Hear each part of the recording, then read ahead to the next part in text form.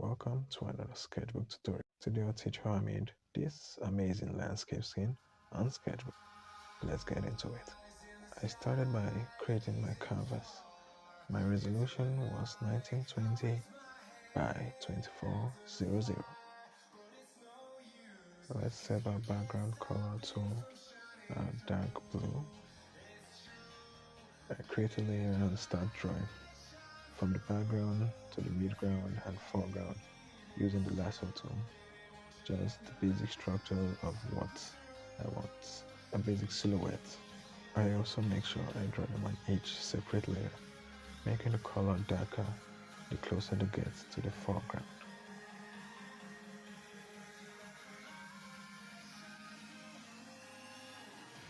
As I got to the foreground layer, I started playing around with different varieties with the lasso tool, like the square shape, adding in some buildings and a castle in the middle of the scene to make it pop and give the viewers a point to focus on.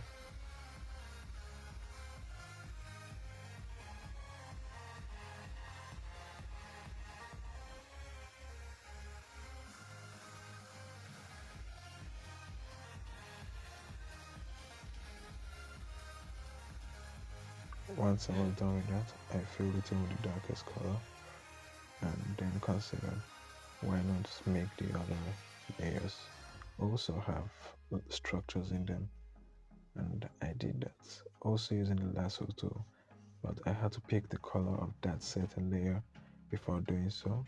So once I fill it in, it fills in perfectly on that same layer.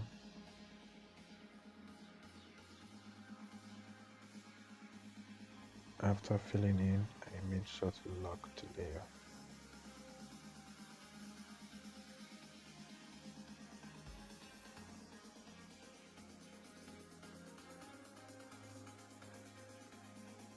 I then imported my logo from my gallery and added it in, changed the color, then continue from there on.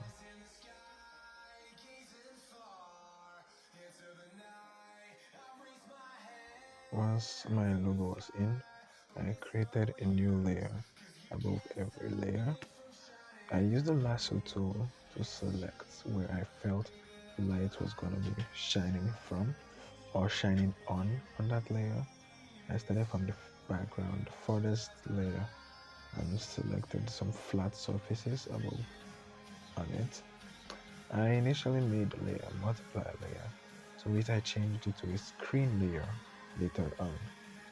I did that for all the layers and made sure that they had a decent lighting above them. Once I selected, I used the negative lasso, the lasso to remove, changed it to magic wand, went to the layer to which I was working on. I selected a free space so it removes every edge that my lasso selected which wasn't meant to be selected. Once I did that, I filled it in with a very light color that I was going to use to make sure that the scene and that layer had a bright look to it, and to make it known that there is a source of light. As I did that for all the layers, or the farthest layer, the one closest to it, and the least, the 2 or 3 layers. Depends on you. Depends on you. For me, that's what I did. I did it for the 2, 3 layers that the farthest away. I didn't do it for the layer with the castle because it didn't really need it. I had other effect plans to do for it.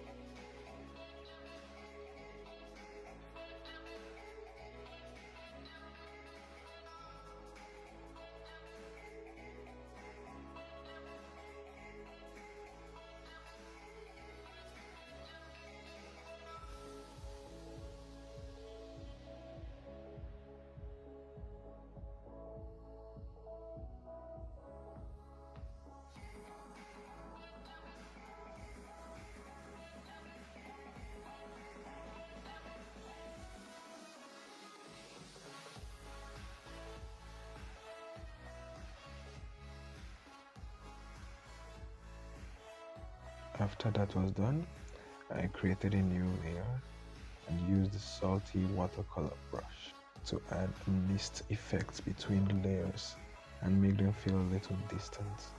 I did this for all the layers, between all the layers.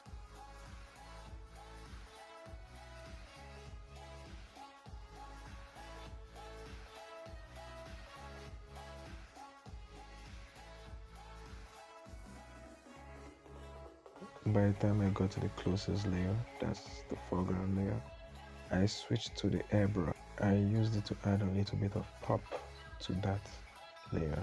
I also did it on the same layer that I added the mist, though it's to make the foreground layer pop.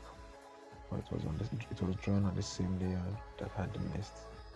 After doing this, I also used the same airbrush on the different mist layers to make the layers in front of them also pop.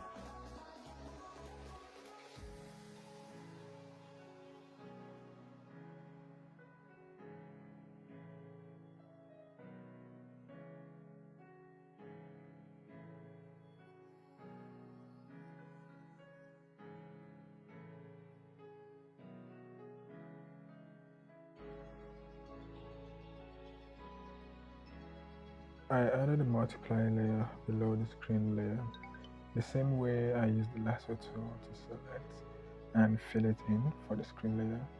I did that for the multiply layer, but instead of a light color, I used a dark shade of blue for that.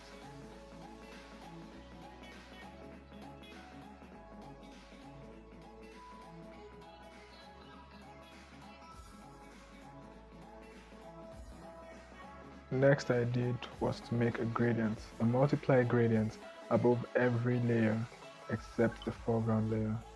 I made the three colors of the gradient to be dark blue, light blue, and white. White is basically transparent on a multiply layer.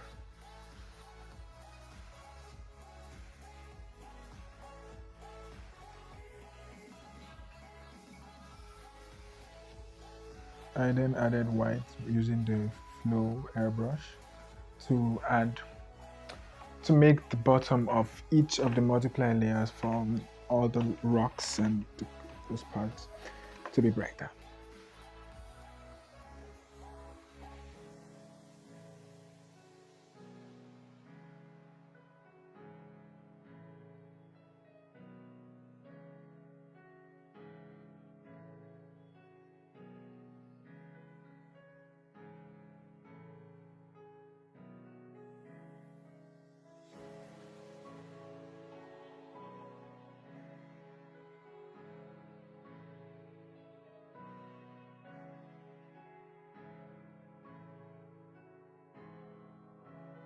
I then went back to the multiply layer, used the flow airbrush to add in some white at the base of the layer.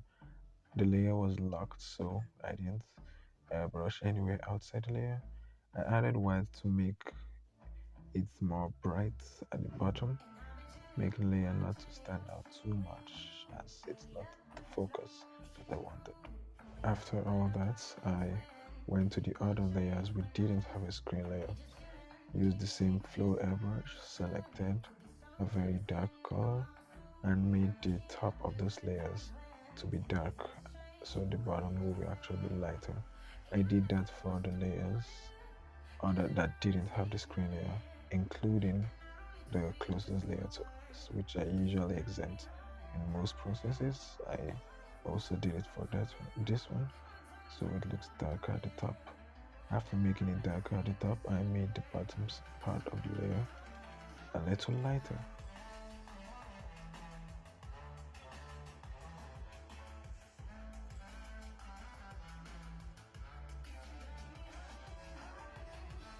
I also adjusted the color of the furthest layer because it looked off, so I just adjusted the color a little bit to make it fit in.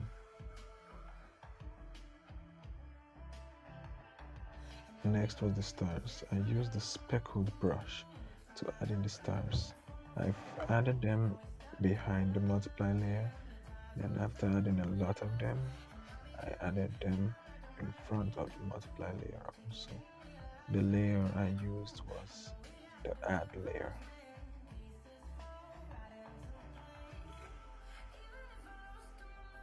I also added in more type of stars using the sparkle brush and some other brushes. Just play around with the brush of your choice.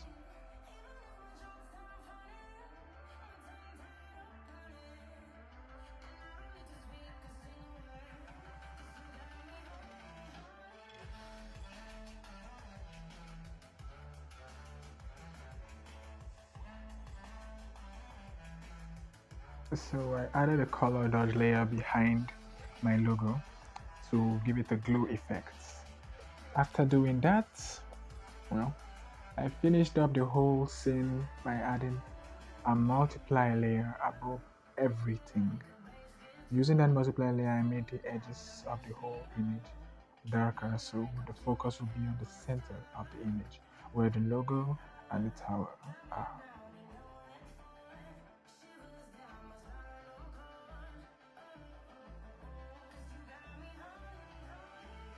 Thanks for watching all the way to the end. Do remember to leave a like and subscribe to my channel for future tutorials.